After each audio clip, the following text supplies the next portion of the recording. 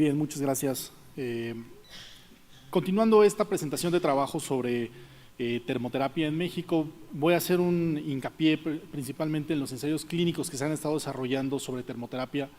ya sea en nuestro país o en el mundo. Lamentablemente, la termoterapia, al ser un tratamiento que no es farmacológico, pocas veces se le da las importancias que debería de tener.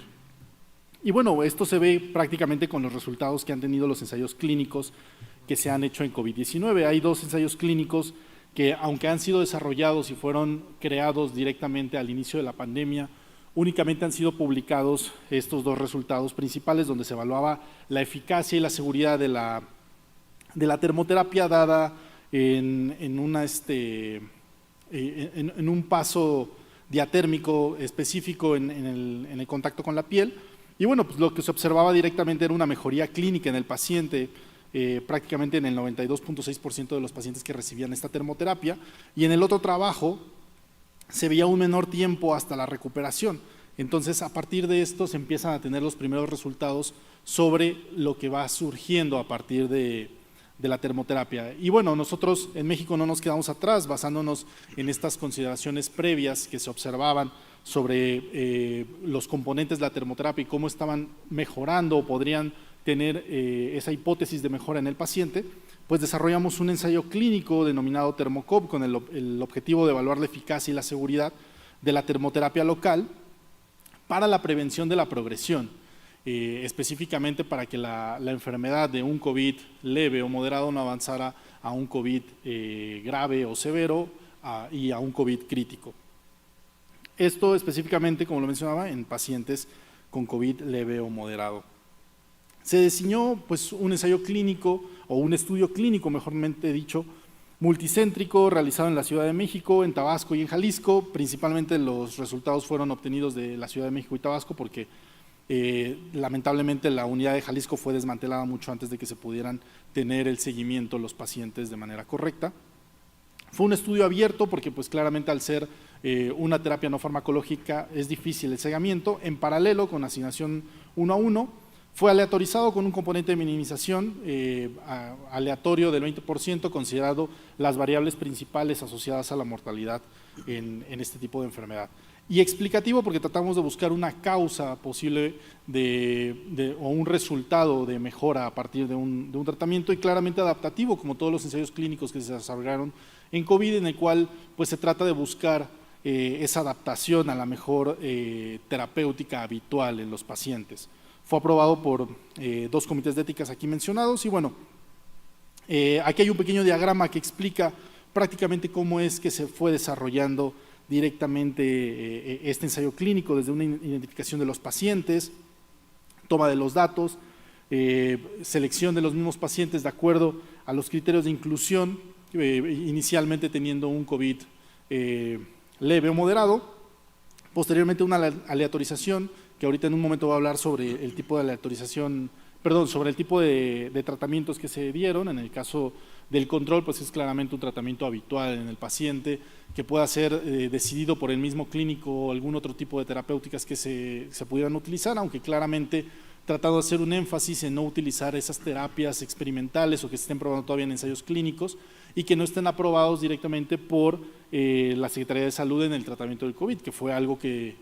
creo que todos nosotros sabemos que se dio de tratamientos experimentales o tratamientos no aprobados. Entonces se trataba de buscar evitar ese tipo de situaciones para tener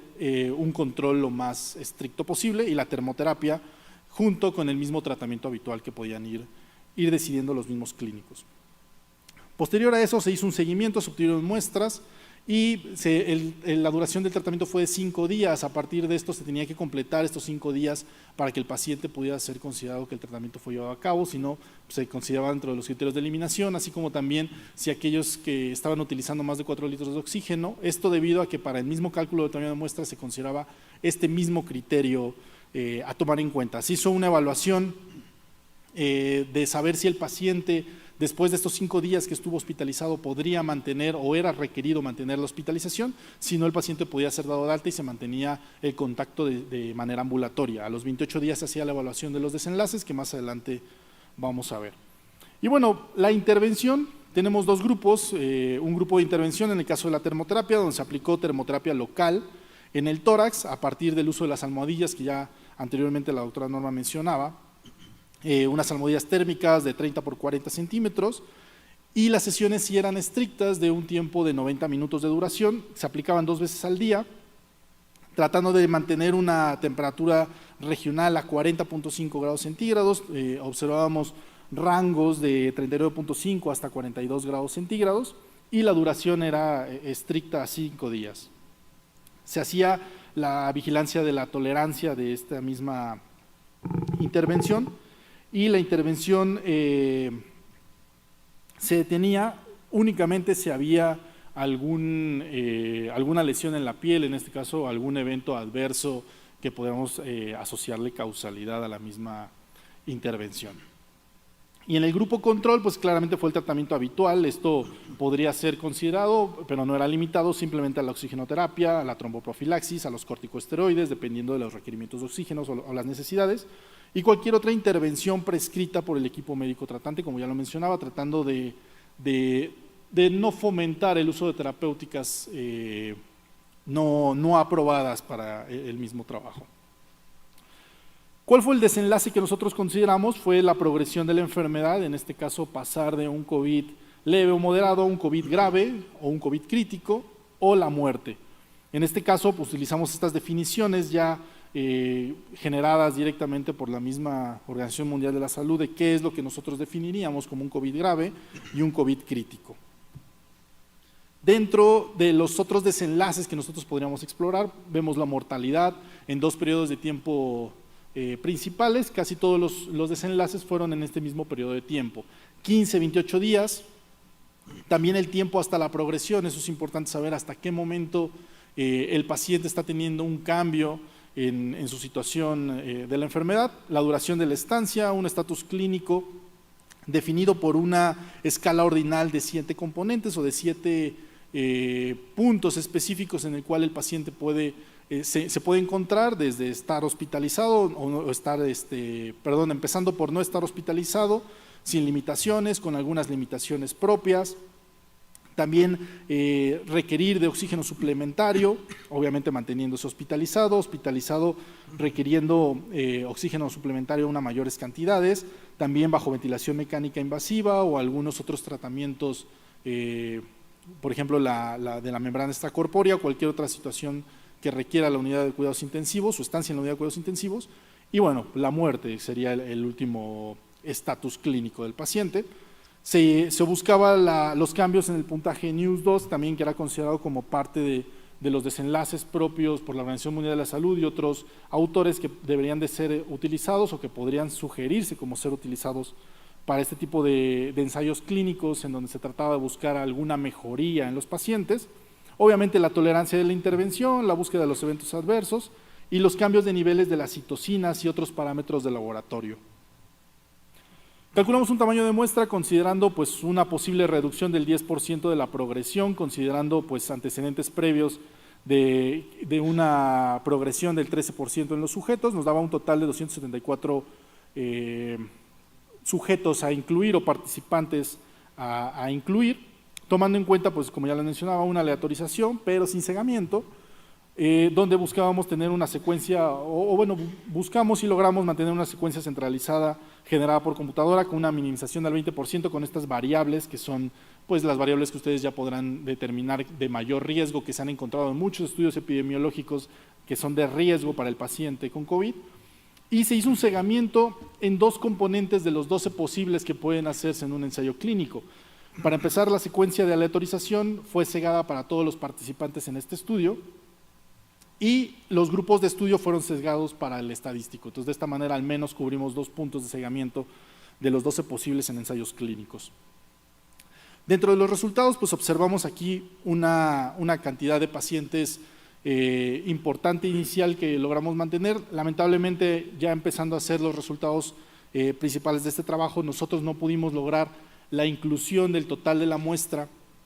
debido al desmantelamiento de las unidades que se estaban realizando en los distintos centros de la Ciudad de México y Jalisco y también en Tabasco. Por lo tanto, nos quedamos con un tamaño de muestra más limitado a solamente 105 pacientes, donde fueron 51 para uno de los grupos y 54 para el otro. Aquí les muestro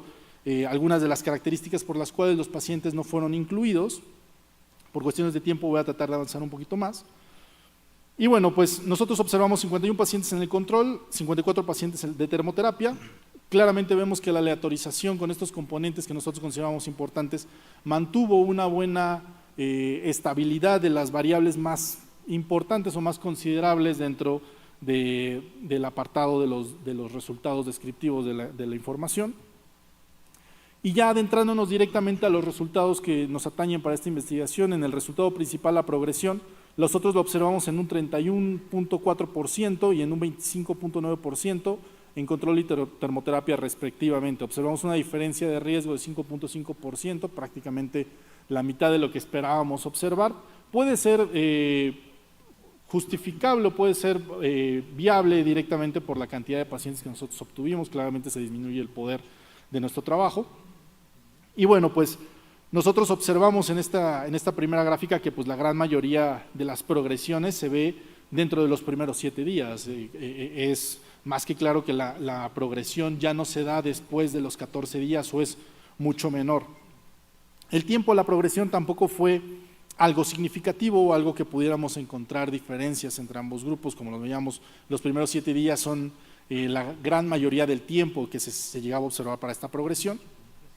Y observamos similitudes en el tiempo a la progresión. En el caso de la mortalidad, del tiempo de hospitalización, del requerimiento de ventilación mecánica invasiva y también de unidades de cuidados intensivos, pues no observamos diferencias que pudieran ser relevantes.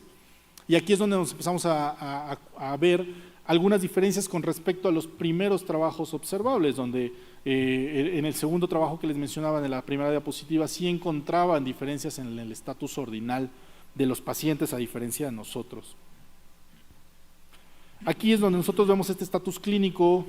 a los 15 y 28 días, donde prácticamente pues, podemos observar que el estatus clínico es más obvio, las diferencias no estadísticamente significativas de aquellos pacientes que tenían una mayor progresión de la enfermedad, aquellos que tenían un estatus clínico más avanzado hacia el color verde, claramente hacia una progresión del mismo estatus del paciente. En donde sí observamos un cambio significativo fue en el mismo puntaje NEWS 2, donde observamos que pues, había una mejoría o una posible mejoría en el estatus clínico, prácticamente a los 5 y a los 15 días desde que el paciente fue aleatorizado, observábamos una menor cantidad de puntaje en aquellos pacientes que tenían la termoterapia. Hicimos un análisis que no habíamos considerado dentro del mismo registro del trabajo, que fue considerando el último valor previo o conocido como análisis por intención a tratar, donde hacíamos una imputación con el último valor previo observado de este mismo puntaje NEWS, donde se mantenía esta misma tendencia, a pesar de tener los resultados previos, que a los 28 días no observábamos una diferencia significativa. Si considerábamos cuál era el último valor encontrado dentro de estos pacientes que se mantenían hospitalizados durante su periodo de tiempo de hospitalización, sí observamos estas diferencias. Tampoco observamos diferencias en los tiempos bajo las distintas modalidades de ventilación, en el caso de la cánula nasal simple, la mascarilla facial con reservorio, la mascarilla nasal de alto flujo y la ventilación mecánica invasiva, aunque hubo muy pocos pacientes con cánula nasal de alto flujo. En el caso de las citocinas tampoco observábamos cambios relevantes o que fueran estadísticamente significativos, que es a veces el componente que más se busca observar dentro de cualquier estudio clínico, ¿no? Pero sí observamos una relación de cambio que prácticamente se veía más benéfica en la situación de la termoterapia. Claramente estos resultados, al ser preliminares y hacer resultados únicamente descriptivos, esta relación de cambio, no puedan tener la suficiente relevancia, pero sí llegamos a observar los datos entre similitudes de los mismos pacientes con control y la termoterapia. De los eventos adversos, hay importante mencionar que no se logró observar a lo mejor la gran cantidad de eventos adversos que es muy normal llegar a observar en este tipo de estudios. Aquí es donde empezamos a tener las limitantes del mismo trabajo, ¿no? Debido a que pues no se contó o no se puede llegar a tener el control de todas las variables en estos estudios que son no farmacológicos, donde nosotros buscamos tratar de mejorar o tratar de generar nuevas formas de terapéutica que no tengan que ver con la farmacéutica y que no tengan que ver específicamente con componentes más controlados, con financiamientos más grandes, pues es por lo cual también nosotros no podemos tener esta valoración significativa, aunque sí hubo una valoración de los mismos datos observados por los mismos, el mismo personal clínico, pues la observación o la identificación específica de estos eventos adversos fue hecha retrospectivamente por una persona secundaria a este estudio. Bueno, pues solamente me queda mencionar que hay muchas limitantes todavía y hay muchas cuestiones a considerar cuando estamos hablando de ensayos clínicos no farmacológicos, cuando estamos hablando de estas nuevas terapéuticas experimentales que tratamos de observar en pacientes con COVID o que tratamos de generar, pero es importante mencionar que seguimos en el pie del cañón de la generación de ensayos clínicos no farmacológicos y sobre todo ensayos clínicos que nosotros podamos ir financiando a partir de recursos públicos y no necesariamente de recursos privados. Y bueno, muchas gracias.